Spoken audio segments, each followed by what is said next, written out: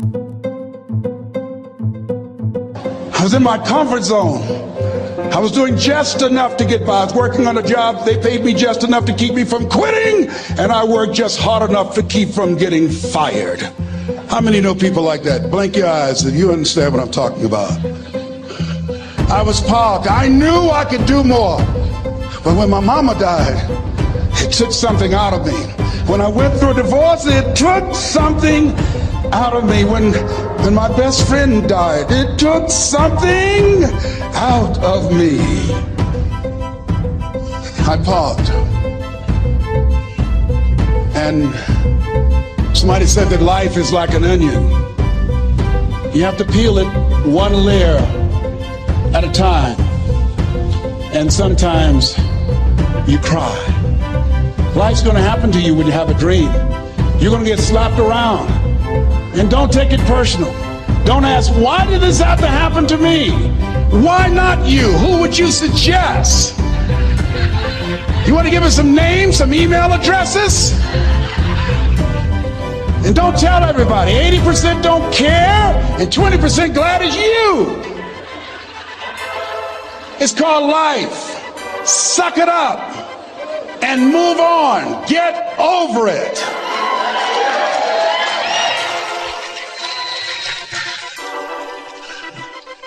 It happens to everybody. Here's the other thing is you look at your goals and look at your dreams. When you're going through some stuff, repeat out to me, please. When things go wrong, don't go with them. Yes, write that down. When things go wrong, don't go with them. When you're working on a business deal, you're counting on some money. Someone said you will get the loan, and it falls through.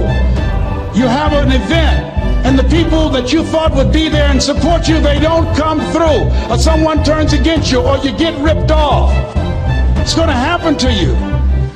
Happened to me. Someone stole all my products. My database, over 180,000 names and addresses. It's not personal. It's going to happen to everybody. It does. 8 out of 10 millionaires have been financially bankrupt. Walt Disney had he filed bankruptcy 7 times and had 2 nervous breakdowns. It's called life. But I got a saying, when life knocks you down, try and land on your back, because if you can look up, you can get up. You've got the power in you to do that. You've got something special. You've got comeback power. Here's the other thing. Let us say together, it's possible. It's necessary. It's me. Yes, write that down. It's me. Take ownership for your life. Nobody can live your dream for you but you. Nobody's going to take care of your business like you. Stop coming up with excuses. Don't give yourself permission to continue to live a small life. You can't fit a big dream into a small life. Give yourself permission to go for it, to test yourself, to challenge yourself, to live full. I like the saying, always strive to get on top in life, because it's the bottom that's overcrowded. The reason you're here is because there's something in you that says, I can do more. This just can't be it. There's something in you. There's a calling on your life. There's something in your heart that caused you to get dressed and spend the money to go to seminar after seminar and listen to message after message and speaker after speaker. Because there's something in you that tells you this is not it for you. You have not peaked here. There's more in you that you're expressing. Eye has not seen, ear has not heard, nor has entered the heart of mankind what's in store for you if you challenge yourself, if you persist and persevere, if you take ownership for your life. George Bernard Shaw said the people that make it in this life, they look around for the circumstances that they want, and if they can't find them, they create them. Create what you want. You have the power in you to do more than you can ever begin to imagine, to control your destiny, to make a difference in our children, to make a difference on the planet, to make an impact. Let us say together, it's me. And let us say together, it's hard. Say it like you know it. Say it's hard. Ladies and gentlemen, it's hard. There are people who have seen their retirements taken away from them. by the corporations that they work for. They were within 2 or 3 years of retiring, and they had it taken from them. The number one entrepreneurs in this country now are senior citizens. The number one employer, number 2, McDonald's and Walmart. And there's nothing wrong with those jobs. I guarantee you those people did not have a plan to end up living their lives at the end of life with those types of jobs. And they didn't have a plan like you have, and while you're investing in yourself, not to. And it's hard. There are people making choices between purchasing prescription drugs or paying for gas or a mortgage note. It's hard when you're working on a job for 20 years, 30 years, give them some good years, and then they come in and tell you, we've downsized. In other words, you're fired. And then you have to start all over again. How many of you know it's hard? Raise your hands, please. It's hard. And it's not fair. One of the things I like about T. Harv is he talks about work and investing in yourself. It's not fair when people are going up against that kind of stuff to tell them just think positive and be enthusiastic and everything will work out all right. Ain't that kind of party. It's hard. Life will put some knots on your head. I bought my first home for my mother. I was rushing, didn't know what I was doing, and I bought a home that had a lien against it. And they called me, Mr. Brown, yes, there's a lien against your property. We need $55,000 if you're going to stay there. Wait a minute, sir. I just bought this home. The guy told me there were no liens against it. I'm not the one that owe you the money. You should have checked that out, Mr. Brown. Come on. I called my attorney. We followed up. Yes, Les, there's a lien against the property.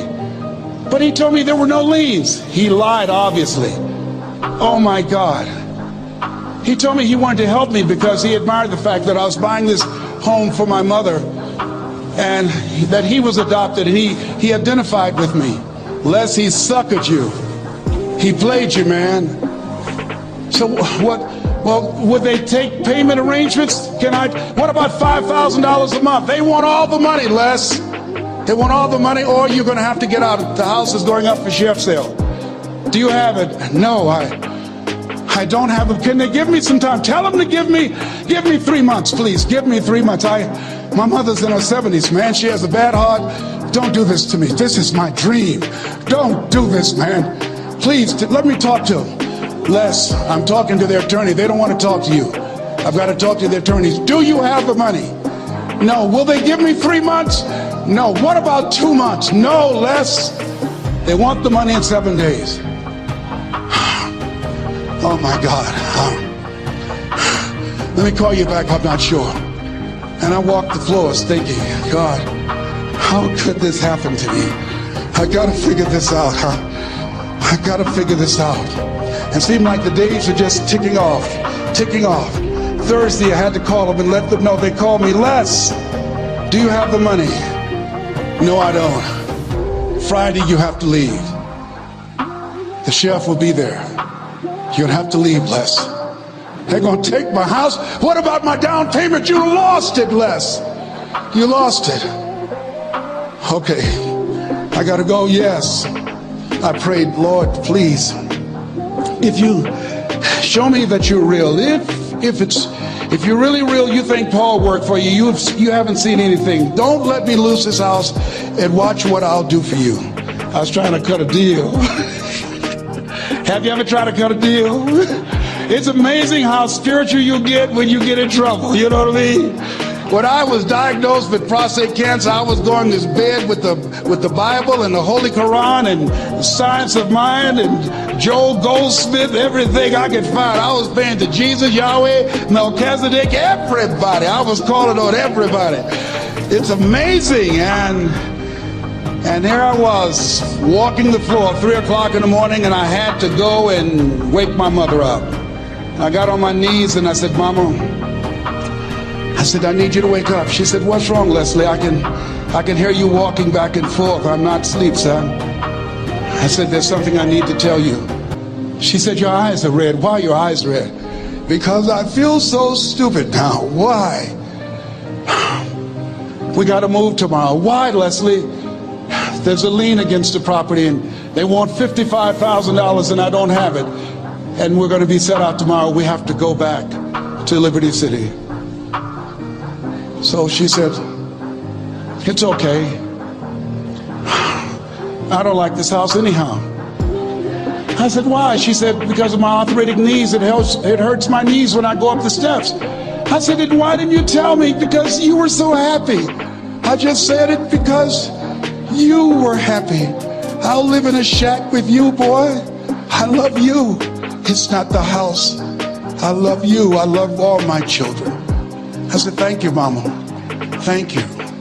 And the next day when we were in the truck going back to Liberty City and we pulled down 68th Terrace, the neighbors came out and said, wow, Mamie, y'all coming back? Are you back? Yes.